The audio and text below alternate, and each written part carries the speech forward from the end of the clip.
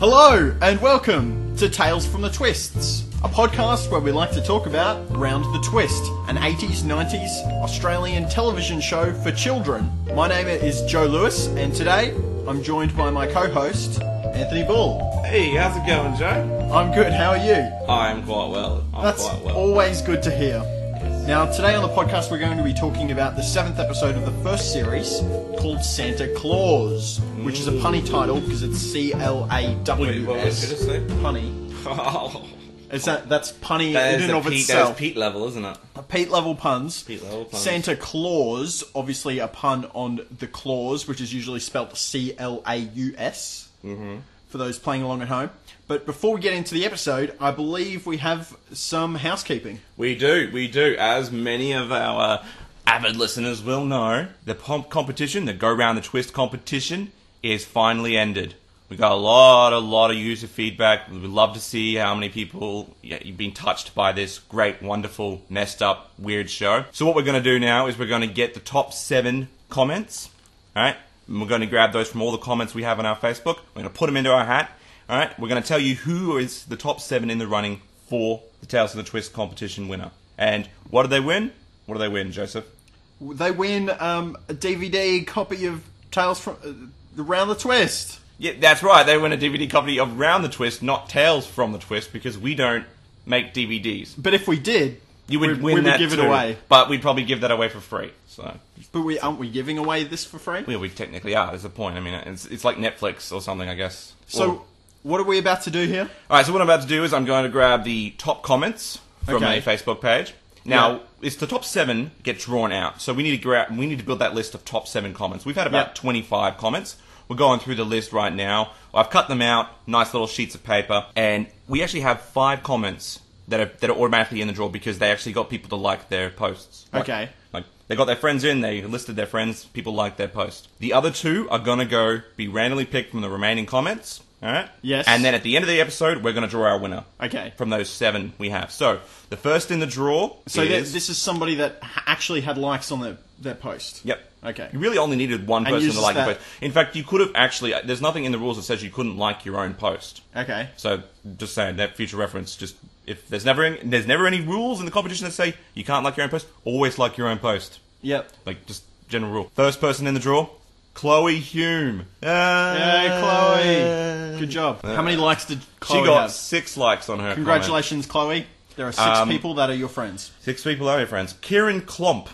You are also in the draw. Squeaking in with one friend. One friend, 1 like. I'll put you down there. Alright. The next person in the draw is Lisa Whittingham. Congratulations, Lisa. You also have a friend.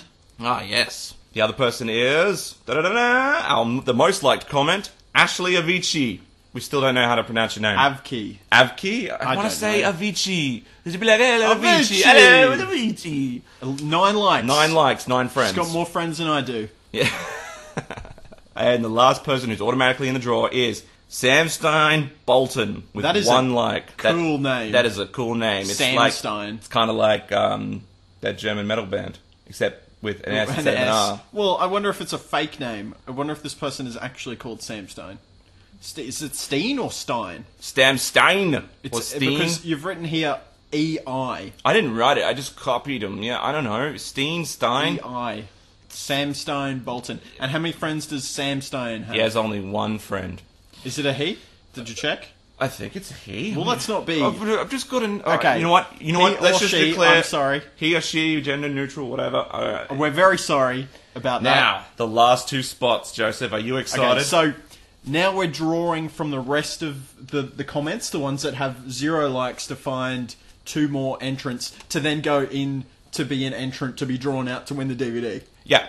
This is very convoluted. It's very complicated, but, hey, that's the way we do it on Tales of the Twist. We make it all confusing, so it's really hard to understand. But that's okay. It's okay to be afraid. If you don't understand what's happening, you can go back and you can check the competition post and see how we did this. Alright. Is that fair? That's fair. Now, in the spirit of the Santa Claus episode, I've got a giant Christmas stocking left Santa over from stocking. Christmas. Yep. All right. Someone told me, Christmas was a couple of weeks ago, and I should take to my Christmas decorations. Well, I've just been very lazy, so I have this on hand. You. Let's be clear here. Yeah. You've not been lazy today or this week. You've left your Christmas decorations up for an entire year now. Correct? I've only left my tree up for an entire year. That is still lazy. Look, we put it. We take it from the living room and we put it in the back room. This is a whole new level of laziness. Well, I took the plunge yesterday, and I was like, you know what? I really wanted to keep the tree up, okay? Because I thought, Yes. geez, I don't know how long I can go with this. But then I thought, no, right. So I took it down yesterday. I put it away. I really you took it down. Yeah, I did. I really actually wanted to keep it up because I could have been like, "Hey, that's 4 years with that tree up. That's a record." 4 for years. something." I thought it was 1 year. 1 year, but I'm just saying I could grow it. Hey, come on. If it was up to me, I would not have a tree. It's because you hate Christmas. I do hate It's Christmas. because you can't tell the difference between green and red. So Christmas is really boring to you. It's like, it's all one color. Oh, I can't tell. So Being red-green colorblind has its downside. you draw one, and I will draw one. Okay, so you draw the first one. Drawing one. That's going to sound terrible. I'm reaching my hand into the stocking. You were reaching into my sack. I've pulled a comment out from the sack, and I have drawn out somebody whose name is Nicole Elf Gordon. Yay! Yay! Congratulations, Nicole. You are going to be entered in. You're You're one of the going seven. to be in the 7 that we draw out of the hat later to see who actually wins the DVD. Oh, Okay, so do you want tension's me to hold mounting. the stocking now? Yeah, yes. Okay, Let me hold. reach let me into my in. sack. I'll reach into there, nice and deep. Yeah. Get my whole How hand in there. How deep is your arm? About elbow. How deep's your sack? About as deep as your arm. All right, here we go. I've got no. Oh no, I'm gonna go for another one. Oh. Yep. Whoop. Whoop. Okay, stop jiggling that No, around. I'm gonna jiggle. I'm It's gonna jiggle touching my leg. All right. Well, it should because it's your sack. All right, here we go. It's not. Draw Go one out, into and that. it is Paul Fox. Congratulations, you are Paul. 7th contestant. Everybody else, Yep. Too bad. too bad. Now Anthony has tipped his sack All over onto the the floor. ground, all over the floor, and your Names names are are spilling out. scattered in disgrace. Too bad. On the ground. That is luck. That is what you get when you play with Santa Claus. I'm sorry to all of you. And, So- and into the sack they go for the So later we're- competition. So we're putting the 7 names, the 5 that had likes, and the 2 that we just drew out of the sack. We're putting them into the sack again, or the stocking. It's a stocking, really. It's a isn't stocking. It? It's a Christmas stocking, a Santa stocking, It's a foot a coverage device. foot-shaped Santa hat. Yeah, okay, a reverse hat. Then, I guess a reverse hat. Sure. Well, it looks exactly like a Santa hat, except it's shaped like a foot. Well, I wanted to do a Santa hat, but then I thought the Santa hat sort of funnels, so people would be Yeah. like, "Oh, my comment's on the bottom, so I won't get in." Okay, so we put a bunch of those into the Santa stock, whatever that is. Yeah. And we'll be drawing the winner of the DVD at the end of the episode. At the end of the episode. At the end of the episode. So now you've got to listen to 50 minutes of drivel. Well, 50 minutes of dribble. You mean 50 minutes of pure, solid, liquid gold for your ears? Not liquid, audio gold. Audio gold. It's like chocolate, but for your ears. So How can audio gold be chocolate? These are very different. Very different. I don't know. What is that? Is it a metaphor? Yeah, it's a metaphor for the conflict in Palestine. It's a simile if you say like, right? Yes, It's been a long time since high I've been to school school. English. I haven't been to high school in a long time, and I It's never want to getting go back long. there. That is a very wise decision. Today on the podcast, we're talking about Santa Claus. All right, let's So get to the we episode. already mentioned the titular. Is that how you pronounce that? Titular? Titular? Titular? The pun in the title. Pun in the title. And it's about Santa Claus. It's a Christmas episode. Okay. So every week in Round the Twist, at the beginning of the episode, we see our theme song, and then we see the teaser scene for the episode, which includes something to give us a bit of a feel for the episode, and the title of the episode, usually in a strange font. This week, I think we had the best one yet. Okay. So we had a shot of a shop window, Christmas shop window, like you might see at the Maya Center or something. Yeah. And graffiti on that window of the title, Santa Claus, being graffitied as we watch by Santa Claus, Claws, his hand. Yeah, but it's been graffitied with what's the stuff called? That fake snow. Is it? Was it It fake was snow? fake snow. It was fake snow. Like it was the stuff you spray on your windows to give it that like sort of weird sort of snow effect. I guess. Okay. This way. So Like that was frosting? Frosting, yeah, frosting. So it was like fake frosting that you stick on the windows, which I thought was really cool because it fitted the theme really well. Like have you ever done that? Have I done what? Put frosting on your window? No. Yeah, it's a thing people do, especially if you don't live in a cold place or in Why Australia. would you do that? Well, because Australia is hot in winter. Yes. Sorry, during Christmas, and you want to have that replicate that, that Santa Claus has been here, look, with reindeers and stuff, so you spray it on your windows for some reason. I don't know. This is weird. Look, it's Australia, man. Don't Australia. like it, love it, or leave it, or something. I don't know. Oh. Okay, I'll take your word for it. Yeah, you better take my word for it. I will indeed. We like to talk about fonts here, and that was one of the better fonts. Now, we start the actual episode, and we've got Pete sleeping on a couch. Yeah. I assume it's supposed to be Christmas Eve here. There's a Christmas tree up, and he's talking to Bronson. Yeah. And Bronson says to Pete, I hope we know that Santa knows that we moved. And then Pete falls to sleep. Yeah, he does. Okay, well, he goes in, it's like a dreamy type thing. Remember last week? Yeah. Where they didn't have that dream thing to try to trick us? Well, they did. They had a dreamy transition thing, didn't they? No, that's the thing. We brought that up, that they didn't have a dreamy transition. Okay. Like, this week we were definitely supposed to know, yes, this is a dream. Well, we know he's fallen asleep. We do. But we knew that Linda was falling asleep as well, but in a hospital. But we could take it that we're flashing forward a little bit. Because the thing that we cut into is Pete at school being dropped off by his dad with his siblings, and he's got a handkerchief over his face. I can't actually use my hand to symbolise that because you can't see it, and it muffles my voice. So it's like a Desperado bandana. Yeah, it's like a Desperado bandana. Linda and Bronson tell Pete that they're going to distract Gribble. They're going to distract him so that Pete can sneak into the school. Yeah. Okay? Because he looks a bit weird. There's something a bit weird going on here. They leave with a rabbit. They have like an actual rabbit, not the character rabbit. Where did they get the rabbit from? I don't know. It's like a big white rabbit. Yeah, I know. I noticed that too in the episode. I was like, where is this coming from? I know this is in his dream, okay? We're aware of that. And this is a problem with when you're very aware it's in a dream. Any type of thing where it's like, where did that come from? You can just chalk it up to, well, that's just your dreams. And dreams are often weird and don't have any explanation. But but this is a very logical, sequential kind of dream. Nothing came out of existence. You didn't transition like immediately from the schoolyard to the bedroom, but going through a door, which happens in your dreams. So it's like, where did this rabbit come from? You're right. I want to talk about this as we go through it. Yeah. Because it's weird, this episode, because it works, I don't think it really needed to have been a dream, if that makes sense. Like, was that level necessary? And it won't make a total amount of sense unless you've seen the episode recently, until we get through it all, because it's a little bit convoluted about how the layers of reality, I guess, work. A little bit different to last week's, where is kind of clear. This week's is clear as well, but it's just a little bit more convoluted. So Linda and Bronson go in to distract the Gribbles with the rabbit. Dad says to Pete before he leaves, he goes, "Don't take any lip," which is a pretty funny joke for what's coming up. It's a funny joke, but like the thing is, like, it's not that funny when we hear it, because we don't know why I don't know why he's wearing the bandana. Like, originally when I saw him wearing the bandana, I thought maybe he was trying to hide from the bullies by looking a little different. Like, maybe that was a kid, because I did that when I was in grade 2. I had a bully. I didn't wear a bandana, but like I tried wearing a different jumper, and I tried cutting off the tag on my jumper. So he would notice you. So that my bully would notice me, and my dad was like, "Well, what if the teacher calls the name and Anthony's not sitting in his seat?" And I was like, "Oh no, what would happen then?"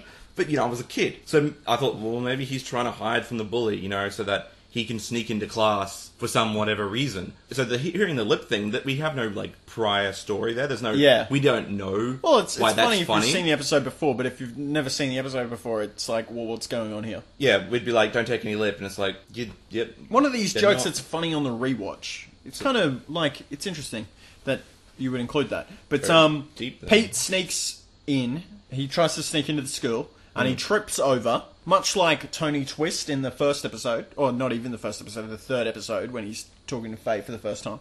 And so Pete sneaks in, trips, then begins to limp in to school, and Gribbles notice him. Yeah. And they begin to chase, but the bell rings and they go into class. Yeah. Cut into class, and what's the smallest Gribbles friend name? Is that Rabbit or Tiger? I think it was Tiger. Is it Tiger? I think so. I think it was Tiger.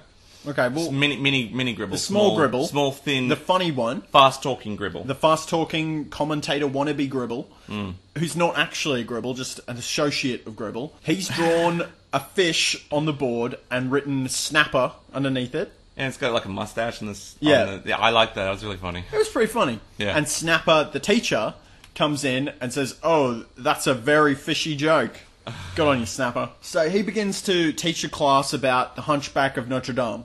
I don't know how to phrase this, but they like to kind of see these things that they talk about through the episode sometimes. Yeah. And so they've got this Hunchback of Notre Dame thing going on, while Pete is hiding in the cupboard at the back of class. Yeah. I don't know why he would I don't know why bother. he's in the back of the cupboard. Like, he's, what? If the teacher doesn't know you're there, right? Yeah. Why would you even bother going? Like, why wouldn't you just skip class? I don't know why he does that. Like, it's really confusing me. Tony Twist is a bit liberal. Yeah. He would probably be like, oh yeah, you know, skip school if you want. Good on you. I don't know. Care. He's trying to pick up with Faye. So, I mean, I don't think it would go well if a teacher would be okay with, you know, a parent's like, you shouldn't let your children skip school. It's like, yeah, you're right. Got to listen to Faye. You know, well, you better go to school. All right? Because remember, he also wants any opportunity to probably go and bump into Faye. Yeah, so he's hiding in a cupboard at the back of school, and he's kind of watching the class happen through a crack in the door. Kind of like, I don't know if it was Hunchback of Notre Dame or if it was like, it's definitely in Frankenstein, where, What? In the original Mary Shelley, Frankenstein is Mary Shelley, I think. The Yes. one who wrote it, yeah, I think so. Yeah. Frankenstein is basically, he lives in an apartment after he breaks free. Yep. He lives in an apartment in England, upstairs above someone else, and through a crack in the wall, he spends time listening to the family in the other room, and he learns to speak English. So the monster learns to speak English by spying on the other family. So I don't know if it was a reference to that sort of thing. It was like the monster's hiding and trying to observe, you know, the community, but try to stay in the shadows. Pete is still human, Yeah. and I do believe that. But he still the thinks Hunchback- that he thinks he's a monster. Yeah, Like- yeah, you could make that point. Now, Snapper's talking about the Hunchback of Notre Dame, and he's talking about the characters. So we've got Quasimodo, the actual Hunchback, and we've also got Esmeralda. And now they're putting on a play or something. Maybe they're just doing an exercise in class, but he needs people to play each role. Yeah. So he's chosen Fiona to be Esmeralda. Yeah. And now he said, I'm looking for a Quasimodo who's going to play the Hunchback. And the Gribbles say it should be Twist. Make Twist play the Hunchback. Now, Pete comes out from the cupboard and goes and sits down next to Fiona. And we see, the class see him, and it's like, oh, you were hiding, Twist. Oh, what were you doing? And Snapper decides to make a couple of jokes here. He tries to be funny. Because of the bandana over Pete's face. Yeah. The first one he makes is, you're in the wrong costume, Twist. We're doing the Hunchback of Notre Dame, not Lawrence of Arabia. Doesn't make any sense. Like, I saw that and I thought, that doesn't make any sense. Like, Oh, it's because he's, like, covered his face up. but the bandana, besides the bandana is red. Like, I haven't seen Lawrence of Arabia because it's a really long movie. No, I think it's just the fact that I know it's it's got a face covering his covering. face. Yeah, sure, but I mean, like, Bit casually racist. well, yeah, we love casual racism. Well, we don't love casual racism. Well, it's the only type of racism that we can tolerate. we don't tolerate any racism. Okay, well, no, but like, wouldn't it be something like Billy the Kid, Fistful of Dollars, something else, some Western? Because it's very much a Western look, you know. Oh, you know, it's Quasimodo. Oh, it's Billy the Kid, or something like that. No, Bonnie and Clyde was later, but still, it's better than Lawrence of Arabia, who has got the, I don't know what he's got. He's got the traditional. Yeah, everybody knows what Lawrence of Arabia looks like. It's like a turban, right? It's like a turban, but it's not a turban. It's like a turban. But then, like, he's got like a. It's one of these things that you make, like, you put your shirt over your head. Looks kind of like that. Yeah, kind of, and it drapes down the side. Yeah, like, Yeah, you but know... it's white too. It's all white. I think When pretty you're- sure Lawrence Olivier in it. I think he's wearing an all white gown because it's hot as. So it's like it doesn't even look like Lawrence of Arabia. I know the joke. Maybe it's supposed to be that Snapper's not very good at telling jokes, but the kids are like, that's funny. No, they were just laughing that Twist was being embarrassed. Yeah, I guess so. But I like the next one. Yes, the next one is... Snap comes at him again and he says, have you been to a bandit's birthday party? And then what's the rabbit's like? Yeah, the big dopey Gribble first goes, was that a joke, sir? Yeah. And then the funny Gribble says, permission to laugh, sir? Pretty funny. Pete then hands Snapper a note that says, oh, I've got my face covered because I've lost my voice and I'm like, I need to rug up so it doesn't get any worse. Oh joy! Oh joy! Yeah. He's lost his voice. And that's what Snapper's reply is. And it's like, well, hang on. I know this is your dream, okay, so this is a dream world, but still, it's like, hey... Is it, though? it is... yeah, no, we'll get to that later.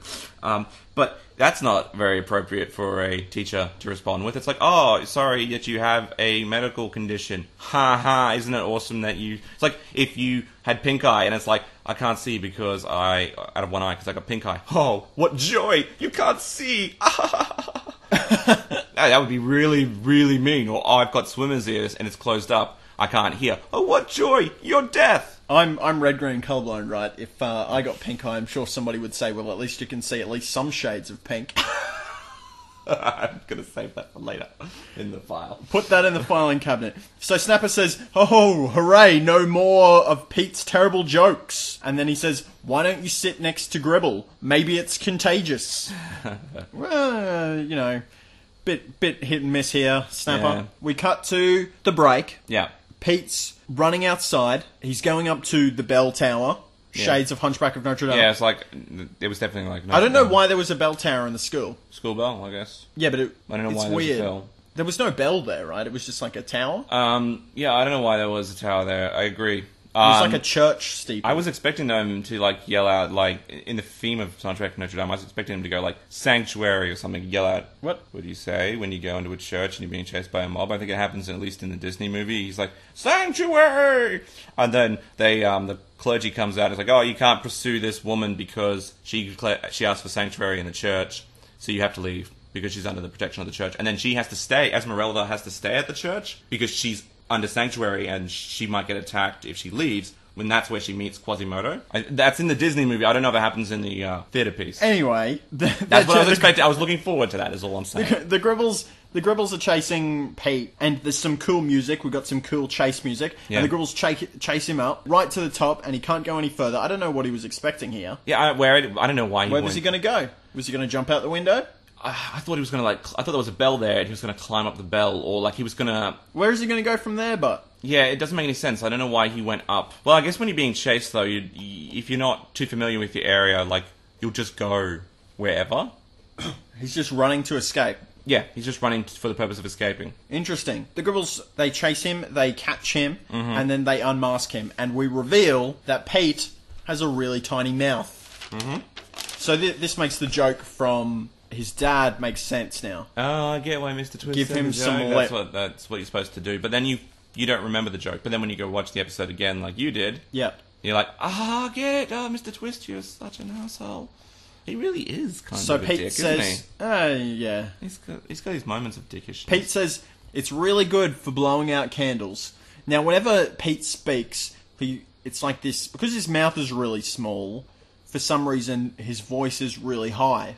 Yeah. Okay, does this make any sense? I don't think so. I mean, maybe it does. Like, have you ever... It would be muffled, it would be but would it be high-pitched? It would be like this.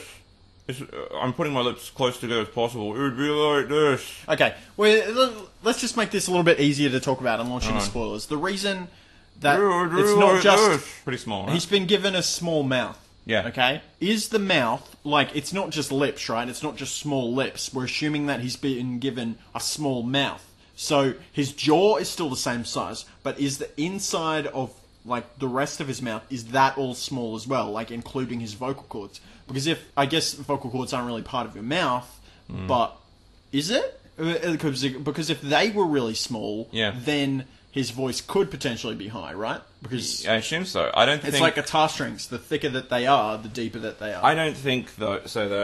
I feel like it was just his mouth, because, like, nothing else on his face says other... Like, his lips... Yeah, his jaw's the same size. Jaw's the same size. Well, we assume that's just because of makeup and prosthetics. Yeah, we can only assume that. But, like, I think they just did it because they were just, like... They didn't know how to convey that, oh, he's got a small, tiny voice, and that makes his voice high-pitched, because... Paul Jennings said so. I guess. Yeah, Paul Jennings wins again. He does it again, you know. We love Paul Jennings here on the podcast. We make fun of him, but if you're listening, Paul, we'd really like to interview you.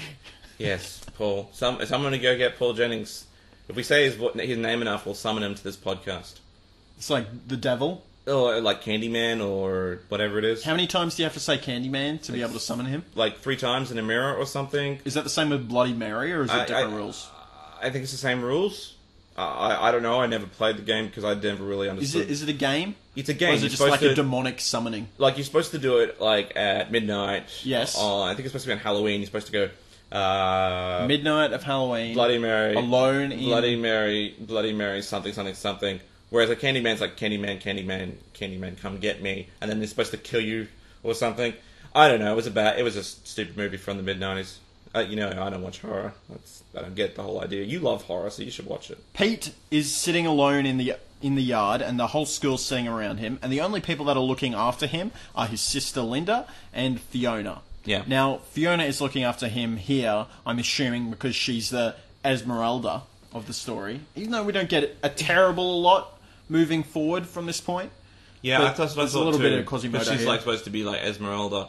This could have been its own story. Yes. Like, literally, could have just been its own story as Esmeralda. And didn't even have to be a small mouth. It could have been something else aside from a small mouth. But still, yeah, I don't know why Fiona's there. Maybe she is friends with Linda. It's because she like, does got kind the of sexual tension with Pete. Yeah, there's always sexual tension with Pete. And she's like, oh, can you show me it? I won't promise I won't laugh. Yeah.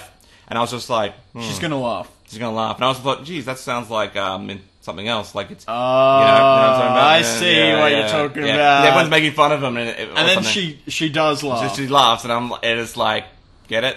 It's got a small dick. That's what I read into this scene. That's what I read into it. But, hey, in my mind, it worked no good. Yeah. So she says, well, tell me what happened. And so Pete and Linda begin telling her what happened. So we go from this level of the story where it could be a dream, it could not be, we're not sure. And then we go backwards in time to, we're assuming Christmas Eve again. Yeah, I go assume it's Christmas Eve. So we're assuming later on the day that we started the episode. Yeah. It could make sense that this was a flash forward rather than a dream. What? It could be a flash forward rather than a dream.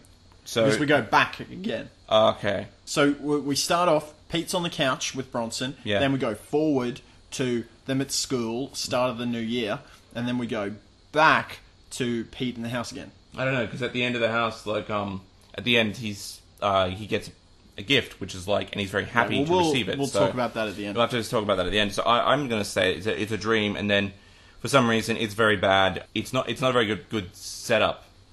Like that, it's in a dream, and everything flows like a logical, regular story, and then it moves into a, let me tell you what happened, and then it's like a flashback within a dream. Yeah. Which I've never had that dream. I've never had that dream before.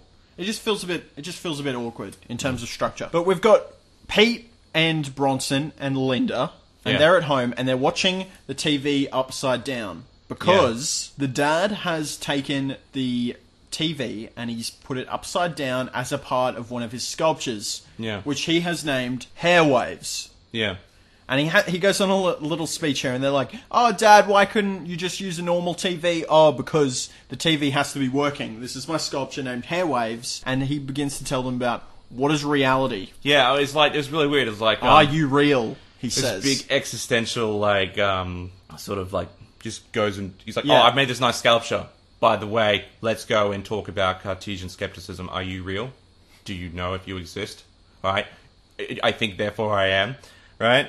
Yeah. But I liked it, because we're going with my Nell theory. My eyes were just shooting up, like, hello. Let me just set this up. You could take this two ways. The first one could be that Paul Jennings is making fun of Tony Twist here, and art again, right? Yeah, because he's very lefty, very arty-farty. Oh, yeah, reality, philosophy. What is reality? Descartes. But the thing is, like, what he's saying is relatively... It's not dumb. It's kind of true. It's like, how do you know you're not real? It's like, well, that's a good point.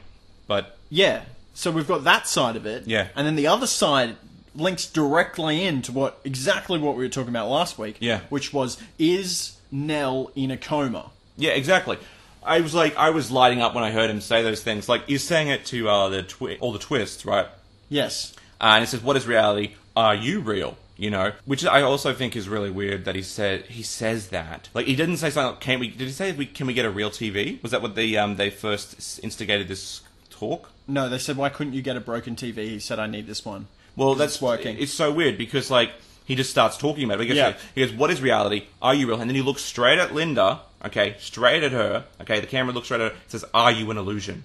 Yep. And I was like, I just want to... We know you're an illusion. I want to explain this for some of our newer listeners. We have two prevailing theories, one of which Anthony championed at the start, which was that Nell is a guardian angel for the twists. And these are theories to explain the weird things that happen around the twist that aren't quite usual, and the weird reactions that Nell has to some of this stuff that's happening. And the other one, the one that we developed quite a bit last week, and you can go back and watch that, listen to that on our podcast, was that Nell is in a coma, and Linda is Nell's representative of herself when she was that age. So Nell is in a coma, she's been hurt somehow, and she is existing in this coma world, and she can interact with her version of herself, which is Linda, and her version of her close family, her dad and her brothers, which are represented by the rest of the twists. Yeah, exactly. Now, when Tony says,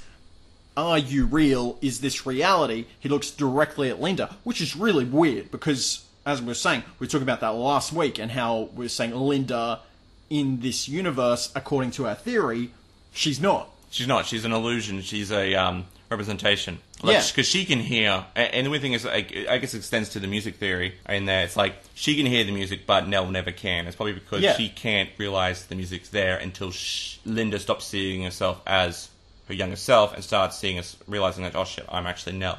I'm this person. Not seeing the world through Linda's eyes. So I thought that was really weird. I was like, whoa, creepy, man. Wow. Or is Paul Jennings, is this his majesty Unreal. again? Unreal, Unbelievable. Uncanny. It was just uncanny, if you will.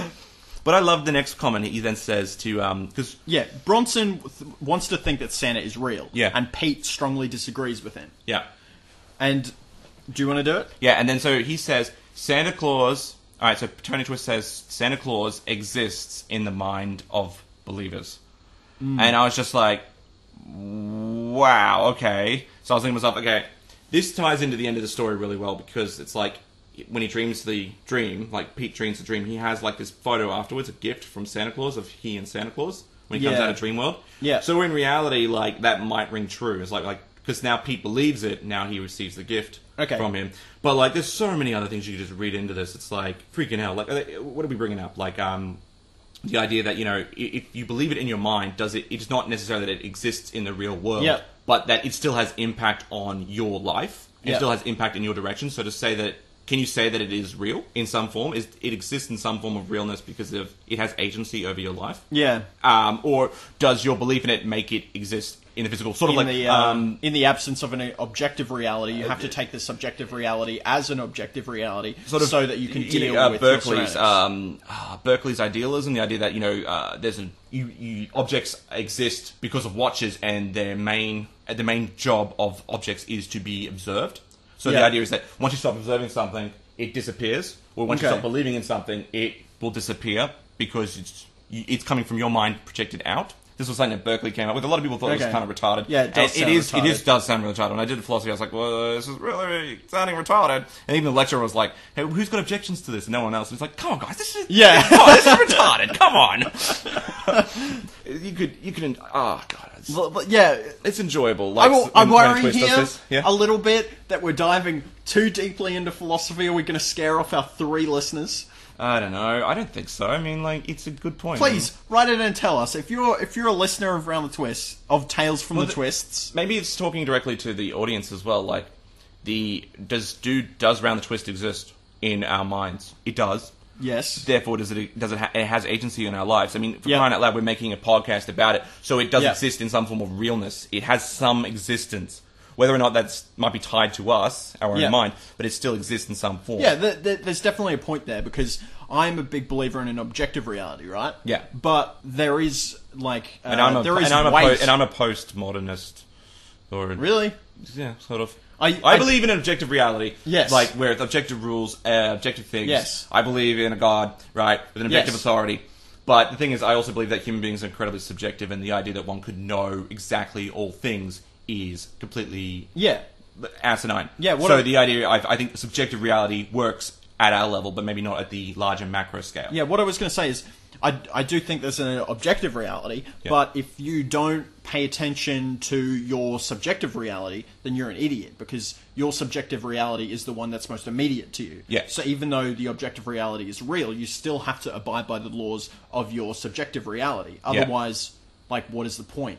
It's kind of like, Because it's how kind of can you know for sure about what the objective reality is? It's kind of like exactly free will and predestination. Yes. Again, I believe in predestination. Yeah. I believe all things are already written, predestined.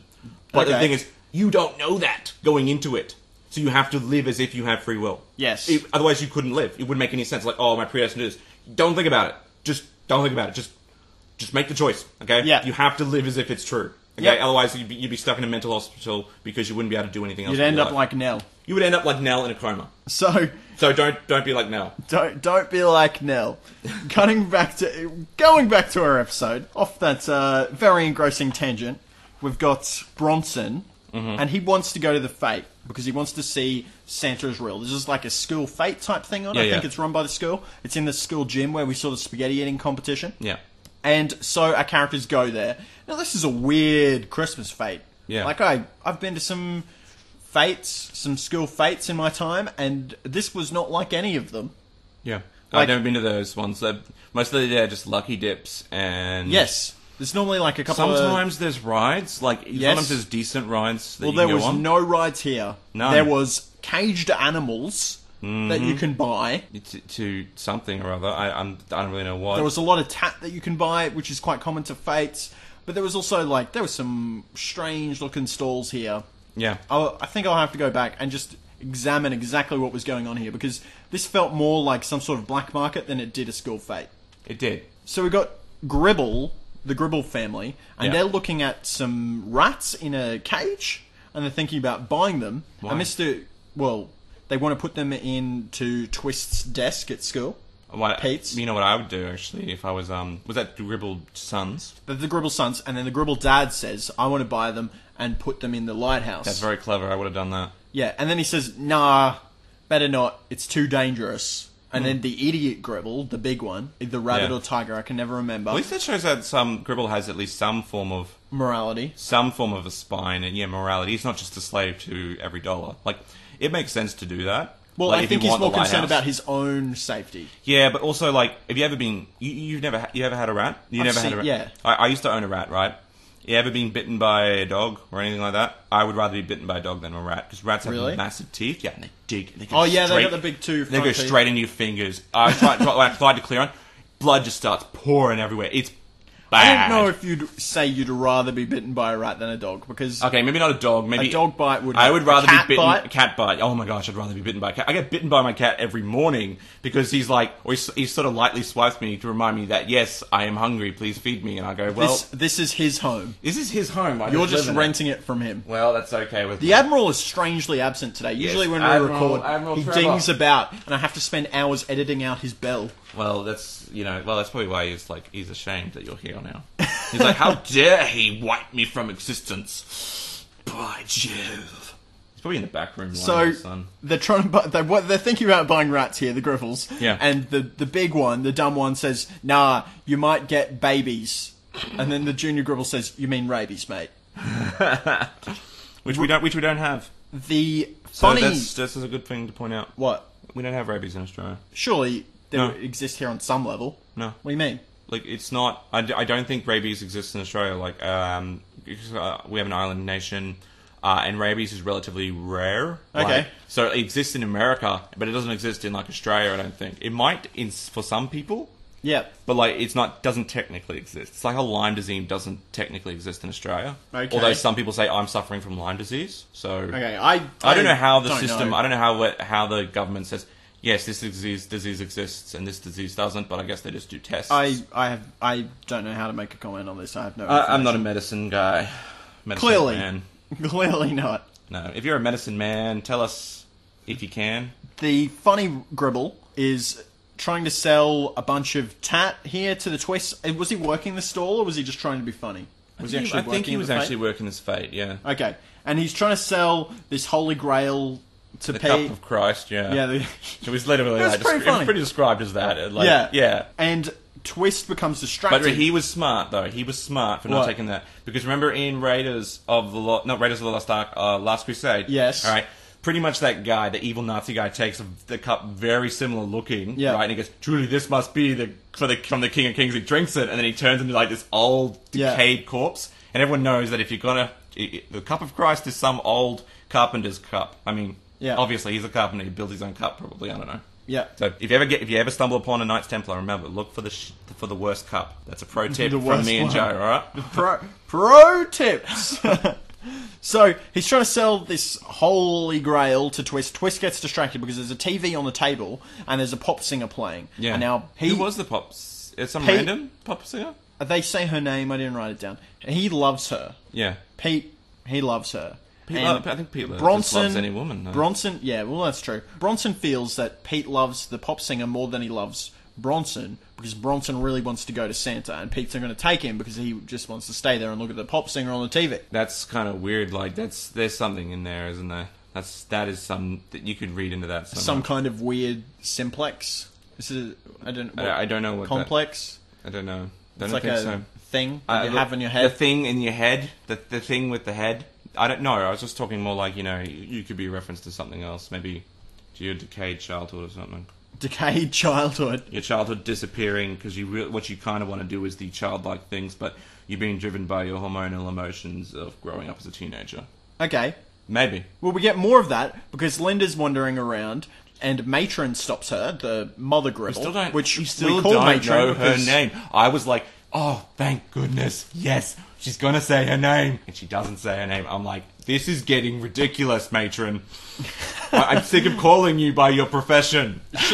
She's looking at Linda and she says, let me do your makeup because you've got some shades of Cleopatra going on here. Let me make you look beautiful. And Matron says, I will make you look as good as I do. Okay, now this is a warning sign right here because she's an older lady and she probably wears a bit too much makeup and she looks a bit weird. It's the matriarchy. Linda seems keen and Linda says, oh, do you promise? And she's like, yep, okay, let's do it. It's the matriarchy. The matriarchy. The matriarchy, they're forcing the societal standards on women, perpetuating beauty standards. We go back to Bronson and Pete, and Bronson really wants to go to Santa. Yeah. But Pete sees Fiona leave to go outside to get changed. Okay. Or go to the bathroom or go wherever. Yeah. And he follows her.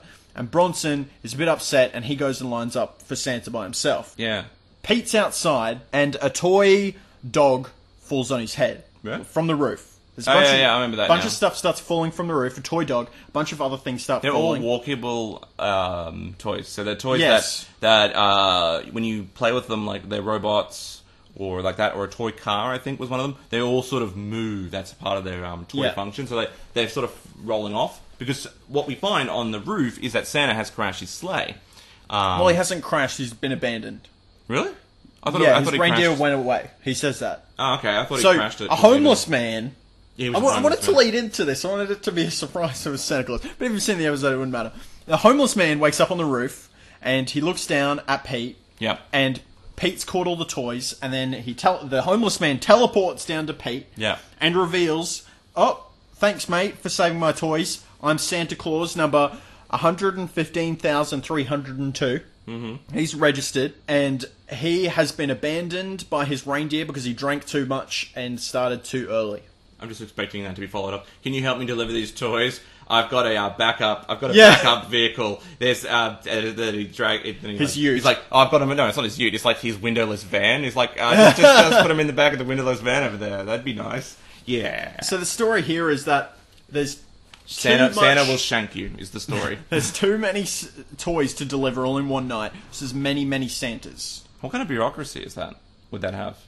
What do you mean? Well, how do they organise all these Santas? Yeah, like I'd love to see the management system of that. Like, I imagine it's broken up by region because that just makes sense. But then you'd have to have supervisors. He had a Japanese flag on his back, but he also had an American handprint on his front. Oh, did he? Yeah. So I feel like it was supposed to be this idea that I've been everywhere, man. Like, so he's been everywhere, man. He's been too. Something, Yeah. But. So yeah, Yeah. there would be some sort of management system, obviously, to ensure that all the toys had been delivered. There's no, remember, this is the time before we had internet, wireless, or anything like that. So there would have to be some form of supervisor marking off to ensure that all the kids got their toys. Well, And who's funding this? they're not humans, though, so maybe they have some other form of communication. Like, he does have some form of magic that he uses occasionally. And he says to Pete, they've evolved to have claws. That's why he's called Santa Claus, C-L-A-W-S instead of C-L-A-U-S, because they've got these long claws to be able to climb up chimneys. Oh, hell, And hey.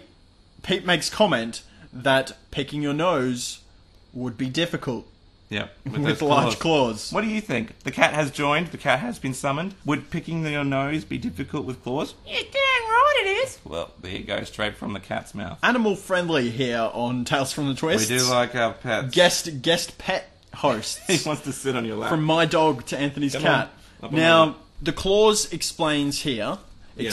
that since Pete has helped him, he and all of his family members are eligible for 2 wishes each. Mm-hmm. Pete isn't too keen on that and goes inside. Yeah. We see Nell getting ready to go out to, I don't know, have people sit on her lap, and she's dressed as Santa. Yeah, I thought that was interesting. We'll go back. That it was Nell, of all people. Like, Yeah, I think it's I just suppose because they she's didn't have old. anything else for her to do in this episode. she's always been a really nice person too. Yeah, Like, Nell is grumpy, always but she's nice. She's grumpy. She's like she is your typical Aussie Aussie elderly yeah. neighbour. Aussie elderly neighbour. She's very dry. She's very get to the point, but she'll offer good advice and will do nice things, as opposed to some American or other race who probably, well, not race, ethnicity. Yeah. What, I don't know, region, whatever, nationality. Yes. Be a little bit different. Whereas Australians, it's like they'll cut to the joint. They'll tell you and all this stuff. I just like Nell. I just want to say that. I think she's a nice person. I don't mind Nell either. Yeah. I think she's alright. We go back to Linda, and Matron has finished her makeup, and Linda looks exactly like Matron. Mm-hmm. Now, Pete comes along, and Matron asks Pete what she thinks, and Pete's having a great time. Yeah. He's looking, and you can tell he's loving it, and he just says, she looks lovely. Okay, and this annoys Linda a little bit, and Santa follows over. Yeah. And he says to Matron, now what do you think you want for Christmas? Yeah. To Matron. And Matron says, you greedy, horrible little man. And Santa comes back with the best burn. He says, don't be greedy. You've already got a horrible little man. Because the Mr. Gribble is staying next to her. Yeah, but that's still weird. Though. And he's offended. Oh, I would be offended too. You just called my husband a greedy little man. He's not a greedy little man. He's a successful business owner. You don't understand. Successful You don't real estate understand. agent. And his size shouldn't matter. Bloody hell. Wing. He's not even... He's No, not even that short. Okay, a door just shut and there's nobody else in the house. So that kind of scary. But don't worry, it's just the wind. We will keep you updated Hello? on whether or not we become If we murdered. die, send help. Yeah. Please Please I send will help. edit, record. If we're dead, please send help because their imposter has edited and uploaded this podcast. Yes. Bronson has lined up for Santa, and he's next in line. He jumps on Santa's lap and he asks her if she's real. And we don't get an answer. We cut away back to Pete, who's talking to Linda again, and he's very, very convoluted here. Yeah. A lot of things going on that's a bit strange. Pete asks Linda where Bronson is, and Linda says, oh, he's over at the Santa's, was it a palace or forest? Yeah. I don't know, whatever was going on there. He's over there, and Santa, the Santa Claus, C-L-A-W-S, says, what? There's a Santa here. It's a fake one. I'm going to go and sort this out. How does he know? What's that? How does he know? Like, I mean, just from that statement. Well, like, they say, oh, he's going over to see Santa, and he says, oh, what, there's a Santa here, and they say, oh, yeah, there's a Santa here, and he says, oh, it's a fake one, because I'm the real one, there's blah, blah, blah. But there's 115,000. I don't know, Santas. I probably missed it. Or more, because Don't nitpick me. Remember, he's just 115,302nd. So there's probably more of them. There's probably like Well, 300,000. there's obviously more. Yeah, so it's like, how do you know just by Bronson saying, oh, I'm going to go see Santa? I don't know. He could be like, oh, is it Mike? Is it Mike from accounting? Oh, it's not Mike. It's an imposter. He's Hey, Mike! given Pete and his family 2 wishes each. Yep. He's magical. It doesn't... Like, he would know. They can probably beam messages to each other or something. Sense it, I guess. He can sense when other Santas are real or fake, but he can't sense when is the appropriate time to go for Christmas. Nor can he was control drunk. his liquor. Yeah, well, was maybe you drinking. shouldn't be drinking. I mean, I know that in Australia we leave out beer for Santa. You do that, right? Do we? You didn't do that? I didn't do that. Did you? Well, I don't know. Like, your parents are a little different than my parents, but my parents, they left out beer for Santa and a carrot for the reindeers. I come back, the beer would be drunk. Obviously, that was my dad having a beer. He was like, yeah, it's a choice, all right? But then somebody obviously bit into the carrot and then obviously spat it out. Was it your mum? I don't know. Or a reindeer, I guess. It could have been a reindeer. My dad could have went out to the sheep at the back paddock. We used to have sheep, by the way. Did you used to have sheep? I used to have sheep, but they kept on dying. Really? Yeah. Why? Why were the sheep dying? This is an interesting... I don't know. Like, dogs attacked them a couple of times, and one time... Where were you living? We were living in Redbank Plains. We were living in like a quarter-acre yard. Is this like 100 years ago when Redbank Plains was a big farm? Yeah, I think, I don't know, one of Josh will know. Josh probably, I think, has seen, maybe seen our sheep once. Either or, who knows? But, yeah, like, one time, the sheep was tied to a tree. Yeah. And just walked around the tree. And we thought, oh, this will be fine. The animal will be fine. No. Walked around the tree and ended up strangling itself. And it was really horrible. We're like, okay, no more sheep. Because my dad used to, like, get the sheep shorn and sell the wool. Oh, and that's pretty full on. yeah, there you go. That's something new you didn't know about me. Sheep. Used to have sheep. Wow. And chickens. But that chickens aren't impressive. Nell asks Bronson what he wants for Christmas, and Bron says, I want to be bigger than Pete so he doesn't push me around. Santa appears, and he says to Nell, oh, you're a fake, blah, blah, blah, and he pulls off her hat, I think, or a beard or something. No, he just pulls off her beard. Yeah, and then Nell retaliates by grabbing his beard, Yeah. and then they just start beating each other up. Yeah, I like and that. They grab the elves, like Fiona's one of the elves here, and they grab, like, they have these fairy dust ones, and they grab them off them and start, like, beating each other with them, and, like, fairy dust going everywhere, awesome. and they're pushing each other around, and we've got 80s around the twist music, and then somebody pushes a photographer or something, and they fall off the stage where they happen to be, and it pushes down this big curtain that was separating Santa's magical land, whatever it was called, from the actual fair or fate, school, whatever. And then all the people that are regularly just buying caged animals, they see Santa. They see the Santas fighting each other. Yeah. And they're just staring. Well, I mean, you would be too, right? I mean, it'd be a bit weird. It'd be weird. It was a bum fight. It would sort of look like. Yeah. And Santa, our Santa, not Nell, he says, oh, okay, you're all looking at me. I'm gonna sing a song now, and he summons this spotlight on him. He goes, spotlight, and begins to sing "Holy Night" in like a different, like no. He sings voice. "Silent Night." Yeah, "Silent Night, Holy Night." No, Holy Night is different. It goes, "Oh, Holy Night." Oh yeah, Silent Night. Silent Night. Yeah. But Silent Night has the words "Holy Night" in it. Yeah, I know that's true. Which is why I find it interesting that he sung, I guess, a traditional Jesus one and not a traditional Santa one. Yeah, it would seem like he would. You know why that was? Why? Because it's probably not in copyright. Oh yeah, well, I guess the only ones that aren't in copyright I can think of would be Jingle Bells. Don't do it. I don't want to get copyright pulled. Which Jingle Bells isn't in copyright. How do you know? It could be. It's old as hell. How old is it? It's like, I know Jingle Bells is okay. I think Rudolph is not okay though. White Christmas is definitely not. I'm Dreaming of a White Christmas is not safe. It's definitely not. But I guess so. The crowd here are super weirded out because this is a super weird thing to have happen. Keep in mind he has a good voice too. He's a very good voice. Well, it's like obviously not his voice. We cut away from this, and Pete's walking home, and Santa's following Pete home, and he says, "Oh, you gotta give me your wishes." I don't know why Pete just doesn't make a wish. Anyway, I wish you would go away. Would be the wish you'd have. He says, "All right, well, I'll see you later." To Santa, Santas have got to go in the chimney. I think at this point, Pete still thinks that Santa's just a homeless person, even though he's clearly demonstrated that he has the magical ability to summon a spotlight on himself. Well, that's not very hard though, and he can teleport. That's not incredibly hard to do. If Pete saw him teleport. Well, teleport maybe. I guess would be hard to believe. And he got a magical singing voice. Keep in mind that these are the people who have seen dragons and bird poop. So this is like the magical. This is like a casual Friday to him. Oh, yeah, but he doesn't believe it. Oh, you can teleport. They believe ghosts, like, instantaneously. Yeah, but why would you believe necessarily that he is Santa? Like, I don't know. You just be like, oh, you can teleport. Can you, what else can you do? It's just a homeless man that can teleport. Okay. What are you after? You after false teeth? Mate, I've already given false teeth. I have, remember this, Pete has exorcised 2 ghosts. So he's pretty hardcore. Side note here. Yeah. 3 ghosts. Santa looks suspiciously like Old Man Chompers. Just saying. Just saying. Just saying. Probably, I would believe that somehow he's one of Nell's brothers too. Like, just throwing it out there, I was expecting it to be like, oh, Jonathan? Oh, you look like Jonathan. Or whatever bloody hell Nell's brothers are called.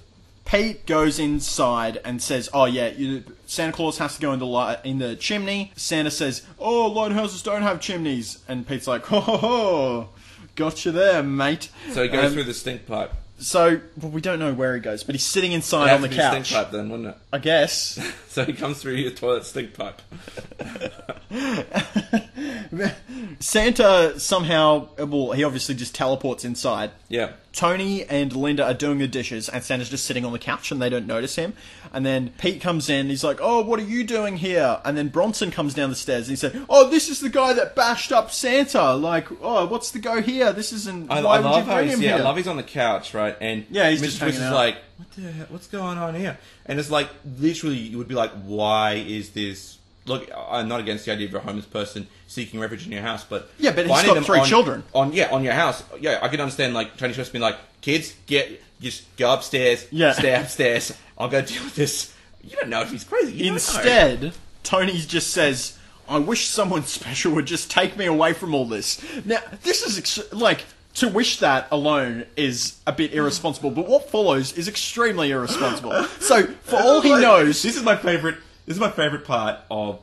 all the episodes. Oh, of all the episodes. Oh, God. For all Tony knows here, there is a homeless man sitting on his couch that he didn't even know was there before, with his 3 kids, that is promising to give wishes to everyone, which, sounds a bit stranger danger to me. Well, even if it's just a homeless person in the room with your children, and let's not even just call them homeless. Let's just say a stranger in your home with your children. He's offering to give his children 2 special wishes. What kind of special wishes would you like? Stranger danger. Wink. You could just write a wink and it'd be even more creepy, And then, what does Tony Twist do? He goes, I wish someone special would come and take me away from all this. Then all of a sudden, Santa winks his eye, the door opens, Faye comes in, and she says, oh, Tony, I've come to take you away from all this. And Tony is just like, yep, okay. Yeah, he goes, oh, I've got tickets to this thing. And it's like... Yeah, she's got tickets to a concert. And he's like, alright, let's go. And then Tony Twist is like, he whispers into Santa's ear. Santa says, oh, you can't go yet. You've got to make your second wish. Yeah. And Tony goes, oh, alright. And he leans over to this homeless man that's inside his house, whispers in his ear. We don't get to hear what it is as viewers. But then Santa says, ho, ho, ho, you old dog. Ho, ho, ho. Yeah, it's really strongly implied that it's like, oh yeah, by the way, I want to wish, I really want to have sex or something. I think it's something sexual. Something sexual, definitely. And then he's like, alright kids, see ya, and he just walks out the door, just thinking about himself, not thinking about his kids, even though, yes, the homeless person did just grant him the wishes. There's still a stranger in his house. It could have been a coincidence. It could have been a ploy. It could have been that the homeless person and Faye were in, cahoots working together to molest his children. Yeah, for some whatever reason. I don't know. Maybe she's being blackmailed. Maybe. Who knows? I still be like, okay, well, let me just call Nell. Hey, Nell. Can you look after my kids? Come watch the kids. I've got a date. And Nell would be like, yeah, I'm not doing anything. I'll bring my cat. And comes up with her cat. And it's like, it's you again. And then they get into a bum fight. Probably actually. But my favourite part about this is at the end of each episode, during the credits, we get deleted scenes. Yeah. And we have a deleted scene from this scene here, or a deleted shot from this scene, where Tony's leaving. Faye exits the door, and as Tony's closing the door, he turns to his kids, gives them a massive thumbs up with his tongue out. It's like, what are you doing, Tony? It's like, yeah! I'm in, guys. Someone's gonna score tonight. This is the thing, though. Guess who it is? It's your dad. It's your dad. He's gonna get lucky. Don't wait up for me, because like they also comment on that. They're doing the dishes, right? Yeah. Later on, and he's like, "Oh, Dad, he's late tonight." Oh, blah blah blah. They make all these funny jokes, and it's like, your dad's totally scoring. It's like, this is a kids show, Paul. This is a kids show, Paul Jennings. Paul, what's get your act together here, mate. Yeah. So it's Bronson's turn for a wish. He wants to be bigger than his big brother Pete. Yeah. So Santa makes him enormous. Yeah. Like really big, so big that he gets like stuck in the middle of the lighthouse. He becomes a giant, basically. Yeah, he's a giant, and he sneezes on his siblings and Santa, and then he says, "Oh, okay, I want to be small again," and Santa makes him small. Here's the thing: a lot Waste. of these wishes were they kind of backfire a little. Yeah. So, except for Tony's. or does it? Oh. Right? Like, I was wondering, okay, well, let's see. He wants to score with Faye. That's pretty much the wish he's had. Is it? It's got to be. He could be wishing for something else. That's what I mean. Okay, yeah, well then. But maybe he could be wishing for that. If he wished for that other thing to have a long membership, if you will. A long membership. Yeah, a lifetime long membership. A membership to what, Anthony? Oh, you know what? Perhaps maybe the membership wouldn't be valid, if you get what I'm saying. You wouldn't be able to, his penis wouldn't become erect. Jesus Christ, I'm just going to say it. Alright, that could be it. Or, alternatively, my alternate idea was that his condom could break. Or it might have a hole in it. That could be the downside of that wish. So he gets another kid. Yeah, and that might explain why one of the twists goes away. Like, because when they swap the cast out, I doubt it, but... the thing is, there is no negative ramifications for Tony Twist. That we know of. But there should be, based on the wishes. We're running out of time here, we should keep going. Because we still got to draw that winner, right? Yeah, we still got to draw a winner. So, Bronson wishes to be small again, or doesn't really wish, but his wish gets used on that. Then, it's Pete's turn. Yeah. The TV is on. And the pop star is still playing, assumably several hours after. Yeah. And he goes, "I wish that she was here right now." And then she disappears from the TV, and the people that are running that show are like, "Oh no, we've just lost our star here." And she appears in the lighthouse, and she goes, "Where am I? What's going on?" She's really confused. And Bronson gives us some information that we should have known, but hadn't been revealed to us. The location or the name of the town in which the lighthouse exists. Yeah. It is not actually Paradise. And I should have remembered this from when I used to watch Around the Twist. But the name of the town is Port Noranda.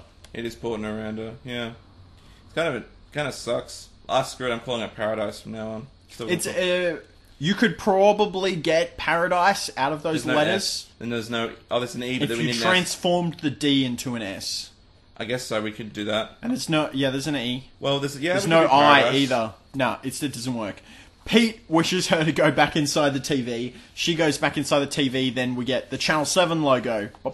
Because... It's from Channel 7. It used to be from Channel 7. Yeah. I wonder if when the TV series was aired later as repeats on ABC, if they edited the 7 out. I don't think they would have, personally. Maybe they did. They can't have any...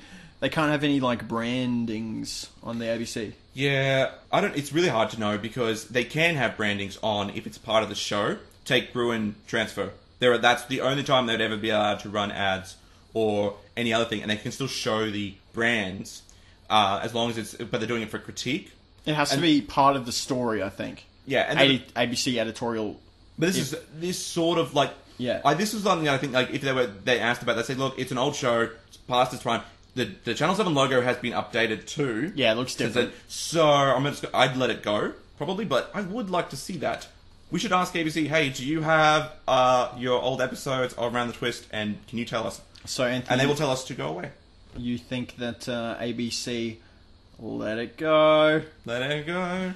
Oh, Joseph. Have you even watched that movie? No, and I will not. You've never watched it? Look, I've got it in my... Stop. I have Let it go, I have the Blu-ray 3D Anthony, Collector's Edition. No, I don't want it. Let it go. You should watch it. No, I don't have a Blu-ray player. Let it go. You will love it. Let it go. We need to get back to the episode. Well, next time, don't bring up Let It Go. Alright? Let it go, mate. Alright. So, the creepy music, the weird ghost music begins to play. Nell's not here. Take note again. Second time that's happened. And they say, oh, it's the creepy music again. And then Santa says, no time for that. And then... Then Pete goes, oh, yep, okay, yeah, let's get this pop star out of here. And so he wishes her back into the TV. Yeah. Now, oh, wait, no. That's not what happens. I got that wrong, sorry. Linda wishes Santa out of here. She goes, look, I just wish you would go away. And then he disappears. Now, so, as we were mentioning... So the two wishes have been used up by all of the twists except for Linda, correct? Yeah, she's got one left. Yeah. So she's doing the dishes with her siblings, her brothers. Yeah. And... Bronson is... Oh, well, they're making jokes about their dad, how he's not back yet. and Nell shows up, and she's got glitter in her hair, and Bronson's coming down the stairs, and she goes, "Oh, why do you have glitter in your hair, Nell?" And Pete goes, "Oh, didn't you know? Wasn't it obvious? She's got glitter in her hair from the bum fight with Santa Claus." Not in those exact words, but yeah, sort of. Not in those exact words. And Linda and Nell are very upset. "Oh, you shouldn't have said that. Yeah, Nell was a silly thing to do." Nell is like, she scolds him, and rightly so. I mean, come on, you're 14, he's 8. You know, 7. That was a 7. Yeah, Bronson's 7. Oh, that's a wrong thing to do. Come on, you basically crushed his dreams. Bronson is very upset, and then key point here: Linda says, "I wish you didn't have such a big mouth." Mm-hmm. And then his mouth shrinks to that tiny size, and then they both laugh, as opposed to Nell going. Nell has also had to see some weird stuff in her life to just laugh at that and not go, what?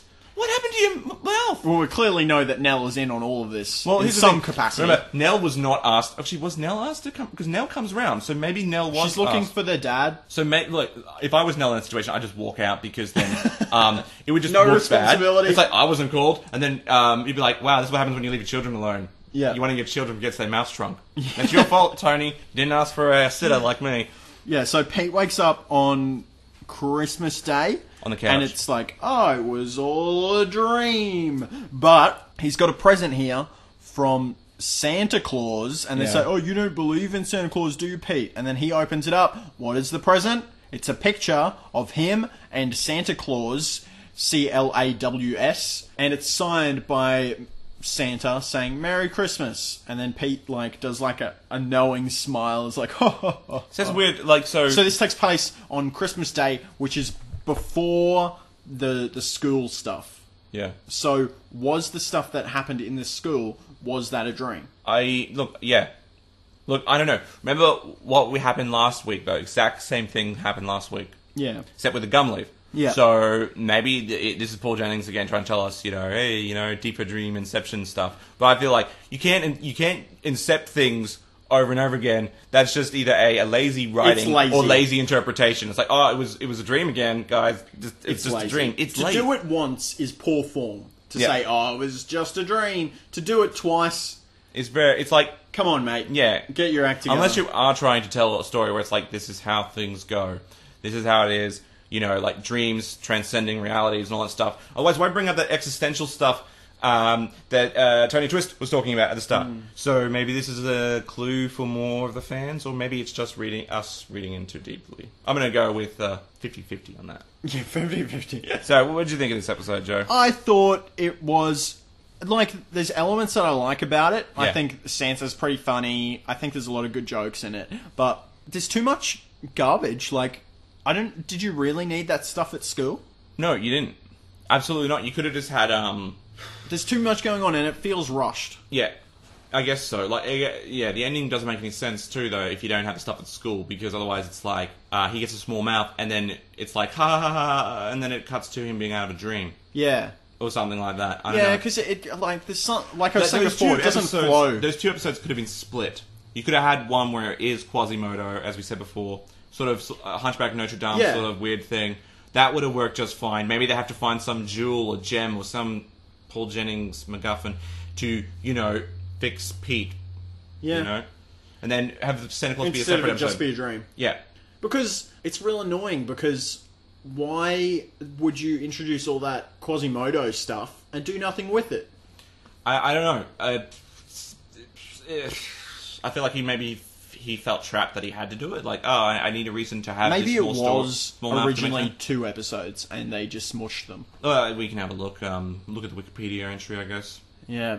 Something to write down to eventually ask Paul. Hey, Paul, what's the deal with all the episodes? Why are they all weird? Yeah, mate. He'll say, I don't know, I was, was pretty high back then. Don't know if he was, but he might have been. Yeah, of course we're talking about the fictional character Paul Jennings in my novel. Not the real Paul Jennings. I forget what the novel was called, but it's The Adventures of Paul Jennings and Admiral Trevor. On the high seas of freedom. Anything else you wanted to talk about here? Well, no, not in the episode. How many bowls of spaghetti would you give it out of 10? Oh, bowls of spaghetti. Back to the old rating system. I would give this episode... it's a 7. It's a 7 for me. 7.5 bowls of spaghetti out of 12. It's a really 10. it's a I don't know 10. how many. Goes Is to a it 10 bowls? People can't. And I think a garden salad as well, and a glass of water. I'd probably do 7. Glass of water. I'd do 7. Probably just 7 bowls of spaghetti. What condiments? What Parmesan, sides? Would you have any I sides? wouldn't have any sides. Would you have what glass? What drinks? Probably a beer. A beer. Probably a Peroni. How many bowls did you say? 6. 7 bowls of spaghetti and 6 Peronis. 6 Peronis. Yeah, 6-pack. Oh, Because, pretty good. Yeah. Because you'll need them to make sense of the episode. Yeah, I assume so. That's what I'll do. You probably need a few more than that to be able to understand, like, to get through Birdsdoe. I'll probably need like a whole case to get through. Whole case of Peroni. Okay. Do you want to talk about lunch? We didn't have lunch today. We don't really have time. We're grossly over time. Well, I had a baked good for breakfast. What did you have? I had a croissant from the local bakery. Yes. What'd you have? I had a croissant as well. Because we both bought, we were like, hey, I want some food from the bakery. And then we bought some food from the bakery. It was pretty good. Buy a croissant from the local. Got some on the way over. Support your local bakery. Support them. You know, we're so far over time, but local bakeries, support them because, you know, even though they might do a lot of stuff that's not so great, some of their baked products might be not great.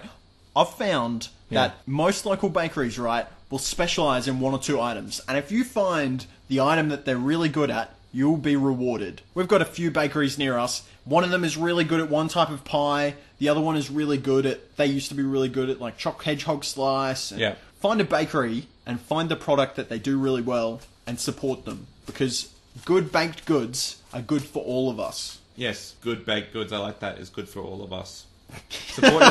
Support your local bakery. Yeah, by the way, them. we're not being paid to say this because local bakeries can't afford to pay. I just anything. am in love with local bakeries. I do like local bakeries. I think they're good. Like they really appreciate your business, and that's like $1 or something. Like if you've been to a bakery, it's like $5.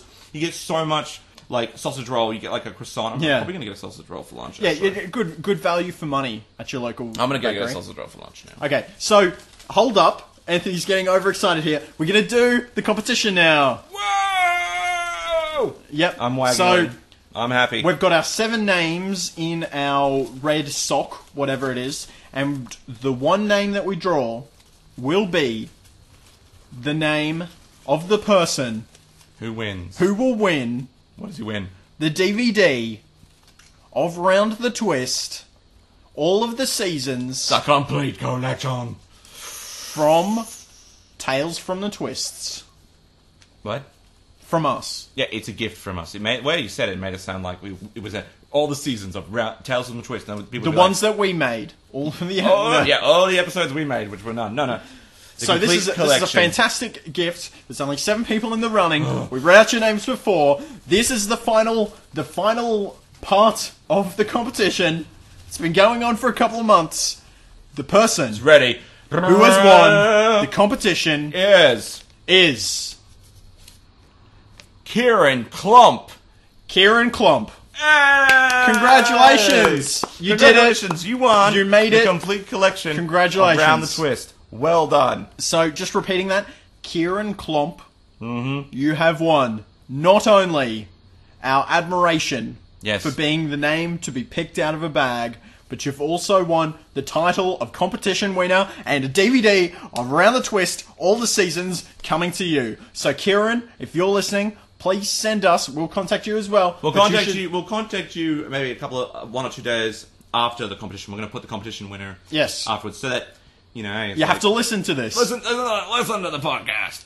So you have to just PM us your personal details. Send us your personal details. Where do we say that? Sounds really. Well, how else are we going to give us a PO box? Send us your post address. Yeah, give us a PO box or something. Post address. Tell us when you're home. Where is your key located? How many dogs do you own? Yes, how many windows do you lock up? Are your cats dangerous? Yes, I gotta know that. Are you subscribed to a security system? What is the passcode? Yeah, what is... No, just give us your address that you want this sent to. Yes. And we'll go about getting it sent by regular mail, not fancy pants express mail, because I'm not paying... Australia Post, though, because we like to support Australian industries. Not only do we like to support nurses You don't really have much of a and choice. dig holers Dig holers. and local bakeries. We also like to support Australia's largest Australia's yeah.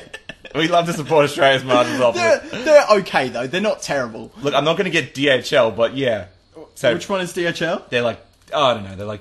They're couriers. Oh yeah, no. Problem is with those because like if you're not home, they'll take it back to their holding area. Whereas at least once Australia Post, you can just go to your nearest bloody parcel collect centre. Yeah. Yeah. The problem with Australia Post though, right?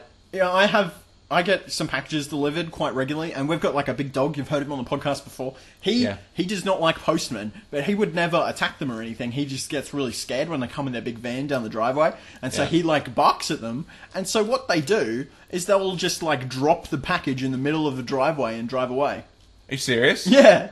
Head is like, nah, not going any further. It's like our door is not anywhere near the gate, but they'll just be like, they'll just drop it. They shouldn't be "No, doing that. I'm out. A lot of times they shouldn't be doing that anyway because if sometimes parcels, if they're not there for collection, they're supposed to just leave a little slip.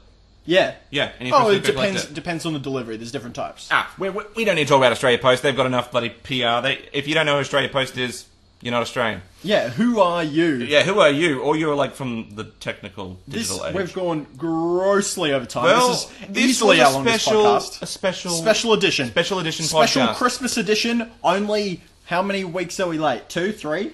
8. 15. It's alright, dude, man. About 19 days late. We didn't plan this, but it's just very... We could have. Oh, yeah, I know. Like, that's because I didn't really know there was a Christmas I episode. did. You I did. didn't You should do have anything told me. about it. Like, because I was like, we should have done that for Christmas, but hey, Yeah, better but late than never. You get them out of order, and then it doesn't No one make cares. sense. There's no sequential order. I care. There's no running, like... There are, but this is like a filler episode, clearly. Clearly. Yeah, clearly a filler episode. Nothing really happens except, I guess, Tony Twist scores. So, I mean, that's pretty important. Well, that's important to the overall Tony arc. It's getting too long. We gotta leave you guys. Alright? This was fun. Yeah, I like it. Oh yes, social media. So apart from competition's over, but you can still like us on all of our social medias that include Facebook. Yep. YouTube. Search for us, Tales from the Twists on YouTube. We're on iTunes, very important. If you could jump on iTunes, you can subscribe to us there. Never have to worry about waiting for an episode. You can just get it downloaded to whatever digital device you use to listen to things. And not only that, you can give us a review and rate us and say, these guys are great. Or you can say, tell us what you think. These guys are terrible and they should find a new job. Don't leave that review. You can if you want. If you want, we will just we'll hunt you. We'll hunt you down. I have a very large dog. You have a very large dog. And I have a very small cat. So I will. He's not a very small cat. He's moderate. He's a moderate sized cat. He will come and he will claw you. Are we to on pieces. the Instagram yet? We're never going to be on the Instagram. No. Are we on Bebo? What? We're not Chinese. Is Bebo like the Chinese thing? No, it's at Badu. Badu. Are we on that? No, we're Can not. we be on Yes. We're on Twitter. I set up Are we on Twitter now? I just set up a Twitter I didn't know account, but I haven't What is it? worked it out. It's like TFT twists or something. I'll need to link it later. You are welcome to tweet us with your tweets. Viewer questions and I don't know any comments, and we will read them out on the show and we'll get some listener feedback going. Yeah. Anything else you want to talk about? No, it's gone on too long. Although I'm looking at the thing. I'm like, we could push to 90 minutes, but I'm like, we're not a feature-length movie, so. And we're just a terrible podcast. And I'm really hungry for some sausage rolls. Sausage rolls now. So hungry for sausage. Hungry man rolls. So I've been Anthony Bull, and I am Joseph Lewis. Thank you. And we'll be Joe Lewis. You will be Joe Lewis. I am always Joe Lewis, yep. But for the purposes of this podcast, I'm Joseph Lewis because I think it sounds a little bit better. Sure, why not? But don't call me Joseph, I don't like that. I'll call you Joe then. I just like saying I'm Joseph Lewis. It sounds better than saying I'm Joe Lewis. It sounds more like Australian-y.